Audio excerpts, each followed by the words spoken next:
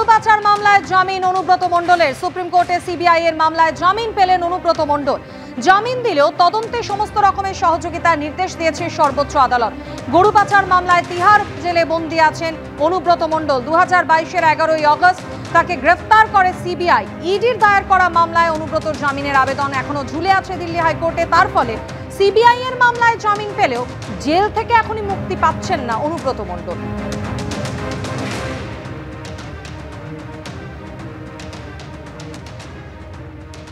2 বছর জেলে পচিয়ে মারার পরে আজ অব্দি তদন্তে শুরু হলো না, যেটা আমরা বারবার বলছি। ইডি বা সিবিআই কোনো তদন্তে শুরু করতে পারে না। তারা বিজেপির অঙ্গুলি হেলনে চলে তদন্তের নামে দীর্ঘমেয়াদী প্রহসন করে এবং বেছে বেছে উদ্দেশ্য প্রণোদিতভাবে সারা ভারতবর্ষের বিভিন্ন প্রান্তে বিরোধী শাসিত রাজ্যে বিরোধী নেতানেত্রীদের এবং এই রাজ্যে তৃণমূল কংগ্রেসকে রাজনৈতিকভাবে হারাতে পারে না বলে তৃণমূল কংগ্রেসের নেতানেত্রীদের কালিমালিপ্ত করার প্রচেষ্টা করে। অন্যদিকে যাদের নামে সিবিআই এর এফআইআর আছে, ইডি এফআইআর আছে, যাদের বিরুদ্ধে সিবিআই ইডি তদন্ত করছিল অথচ তারা বিজেপিতে চলে গেছে, এই ধরনের দুর্নীতিগ্রস্ত নেতাদের কেশাগ্র স্পর্শ করে না। তার কারণ বিজেপিতে চলে গেলে বা বিজেপির সাথে যোগ থাকলে তারা ওয়াশিং মেশিনে ধোলাই হয়ে যায়। বেরোনোর কোনো সুযোগ নেই, ইডির মামলাতে আছে। এবং আমরা যেটা কনভেনশন বা দেখেছি, আমাদের অভিজ্ঞতা, আমরা লয়ার নই, এজেন্সিরও কেউ নই, তাতে সিবিআই মামলাতে অনেকদিন জেলে থাকার পরে বেল পেয়ে যায়, ক্রিমিনাল অফেন্স। কিন্তু পিএমএলএ মানি লন্ডারিংয়ের ক্ষেত্রে বেরিয়ে আসা খুব মুশকিল, যেটাতে ভাইপো আছে। ভাইপোর লিপস অ্যান্ড পাউন্সের সম্পত্তিগুলো অ্যাটাচমেন্ট হয়েছে, যার সম্পত্তি অ্যাটাচমেন্ট হয়েছে তার তো ভিতরে থাকা উচিত।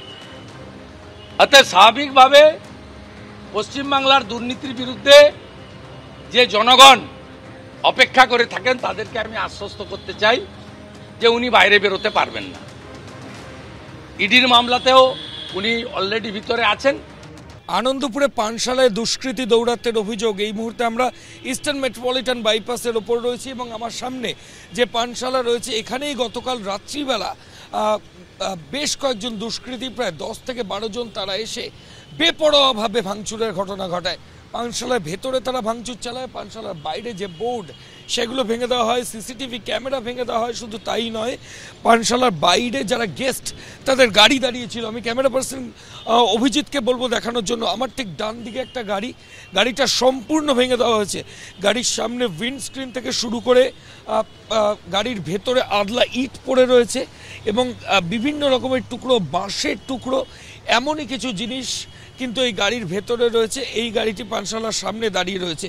স্থানীয়রা যেটা দাবি করছেন যে এই দুষ্কৃতী দল তারা ইএম বাইপাসের ওপর এই যে গাড়িগুলো ছিল এই গাড়িগুলোর ওপরও কিন্তু বেপরোয়া আঘাত করে। গাড়ির সামনে যে উইন্ডস্ক্রিন সেটা সম্পূর্ণভাবে ভাঙা। শুধু এই গাড়িটি নয়, পানশালার সামনে আরও অনেকগুলো গাড়ি পার্ক করা ছিল, সেই গাড়িগুলোও কিন্তু একই ধরনের ছবি।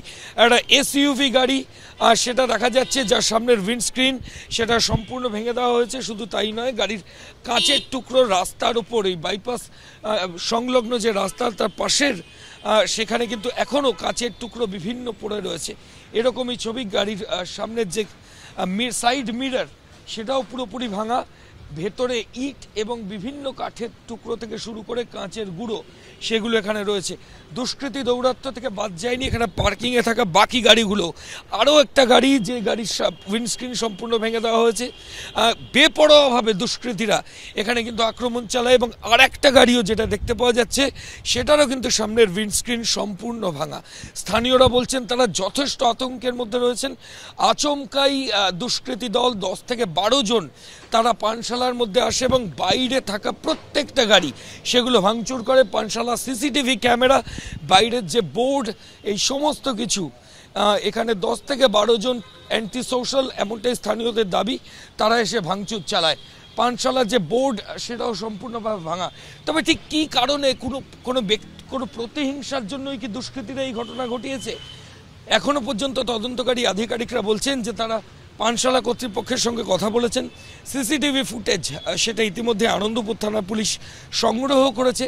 ঠিক কী কারণে এই ভাঙচুরের ঘটনা সেটা এখনও পর্যন্ত স্পষ্ট নয়। তবে যেটা অনুমান করা হচ্ছে, পুরনো কোনো শত্রুতার জেরেই গতকাল রাতে দুষ্কৃতীরা এসে এই গোটা কাণ্ড কিন্তু বাইপাসের ওপর ঘটালেন এবং এই তাণ্ডব তারা চালালেন। গোটা ঘটনায় এখনও পর্যন্ত আনন্দপুর থানা কাউকে গ্রেফতার করতে পারেনি। সিসিটিভি ফুটেজের সূত্র ধরে তদন্ত শুরু হয়েছে। ক্যামেরায় অভিজিৎ দত্তের সঙ্গে ময়ূখ ঠাকুর চক্রবর্তী, এবিপি আনন্দ, কলকাতা।